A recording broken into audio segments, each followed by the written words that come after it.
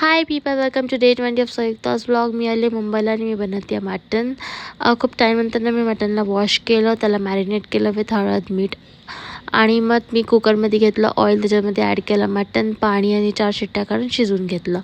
मी मसाला already बनवून ठेवला होता, जो होता कांदा, टमॅटो, आलं लसूण ह्याला मी फ्राय केलं आणि मिक्सरमध्ये वाटून घेतलं.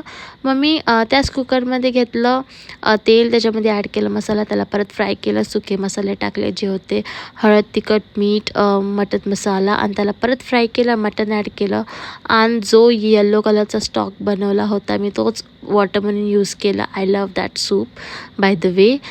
मटनला छान शिजवलं, परत 4 शिट्ट्या काढून तिचं फिश पण रेडी होतं. हा होता आमचा लंच.